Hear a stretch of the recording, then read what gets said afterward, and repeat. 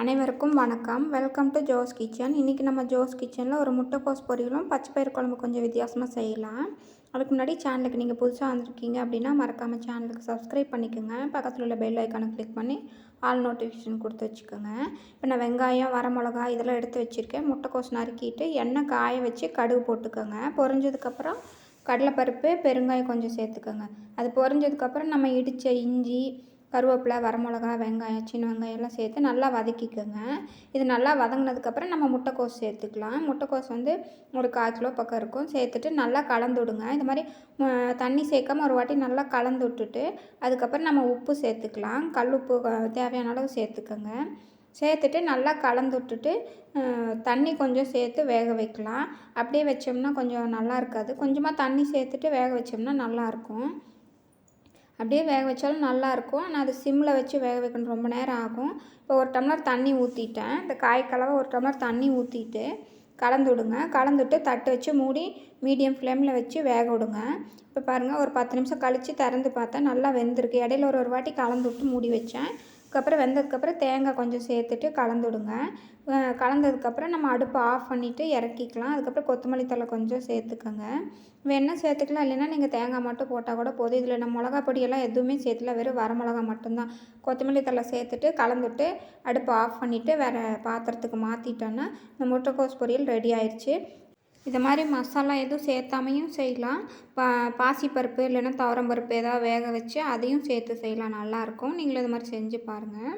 அதுக்கப்புறம் நம்ம பச்சைப்பயிறு செய்யலாம். பச்சைப்பயிறு இது மாதிரி 1 டம்ளரில் 1 டம்ளர் எடுத்துட்டேன். இது கொஞ்சம் சின்ன டம்ளர் தான். இந்த அளவு எடுத்தாவே போதும்.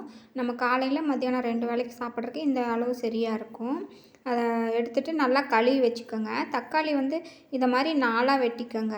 ஒரு தக்காளியை 4ஆக வெட்டி எடுத்துகிட்டு அதுக்கப்புறம் இது 2ஆக ஸ்லிட் பண்ணால் போதும். இதை மாதிரி வெட்டினீங்கன்னா குழம்பு நல்லாயிருக்கும். பருப்பு குழம்பும் சரி, பச்சைப்பயிறு, தட்டைப்பயிறு எதுக்காக இருந்தாலும் இதை மாதிரி 4ஆக வெட்டி போட்டோம்னா அந்த குழம்பு நல்லா டேஸ்ட்டாக இருக்கும். அதுக்கப்புறம் ஒரு செம்பு தண்ணி ஊற்றி அடுப்பில் வச்சு நல்லா கொதிக்க விடுங்க. இது மாதிரி கொதிக்கும் போது விளக்கெண்ணெய் கொஞ்சம் சேர்த்துக்கோங்க.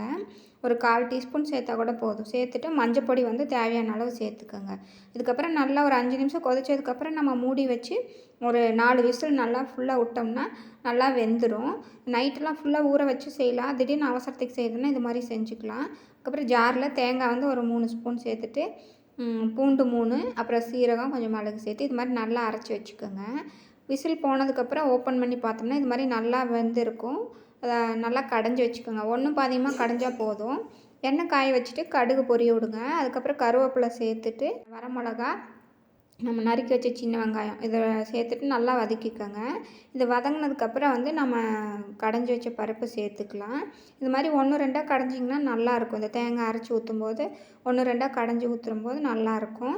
இது மாதிரி ஊற்றிட்டு நல்லா கலந்துடுங்க. கலந்துட்டு அதுக்கப்புறம் தண்ணி தேவையான அளவு ஊற்றிக்கோங்க. குக்கரில் இருக்கிறதுலாம் நல்லா தண்ணி விட்டு அலசி ஊற்றிட்டு தேங்காய் அரைச்சதையும் சேர்த்துக்கோங்க. சேர்த்துட்டு அந்த ஜாரில் உள்ளதையும் கலக்கி இது கூட சேர்த்து ஊற்றிக்கோங்க.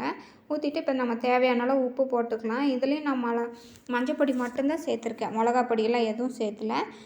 ஜாரில் உள்ளதையும் அலசி ஊற்றிட்டு உப்பு தேவையான அளவு சேர்த்துக்கோங்க. உப்பு சேர்த்துட்டு நல்லா கலந்துடுங்க. கலந்துட்டு உப்பெல்லாம் செக் பண்ணிவிட்டு அடுப்பை ஹை ஃப்ளேமில் வச்சு தட்டு வச்சு மூடி நல்லா கொதிக்க விடுங்க. ஒரு 5 நிமிஷம் நல்லா கொதிச்சதுன்னா எண்ணெய் பிரிஞ்சு வரும். எண்ணெய் பிரிஞ்சு வந்ததுக்கப்புறம் நம்ம அடுப்பை ஆஃப் பண்ணிவிட்டு வேறு பாத்திரத்துக்கு மாற்றிக்கலாம். இது இடையில கொஞ்சம் அடி பிடிக்கிற மாதிரி இருக்கும். நீங்கள் இடையில ஒரு வாட்டி கலந்துடுங்க. இது மாதிரி ஒன்றும் பாதியமாக தான் இருக்குது பருப்பு, ஆனால் சாப்பிட்றதுக்கு நல்லா டேஸ்ட்டாக இருக்கும். வேறு பாத்திரத்துக்கு மாற்றிட்டு கொத்தமல்லி தழை தூவிட்டிங்கன்னா இந்த குழம்பு ரெடி ஆயிடுச்சு. இந்த பச்சைப்பயிறு குழம்பும் முட்டைக்கோஸ் பொரியலும் உங்களுக்கு பிடிச்சிருக்கு அப்படின்னா வீடியோக்கு ஒரு லைக் பண்ணுங்கள். ஜோஸ் கிச்சன் சேனலுக்கு மறக்காமல் சப்ஸ்கிரைப் பண்ணுங்கள். இந்த வீடியோ உங்கள் ஃப்ரெண்ட்ஸ் கூடயும் ஷேர் பண்ணிக்கோங்க. தேங்க்யூ.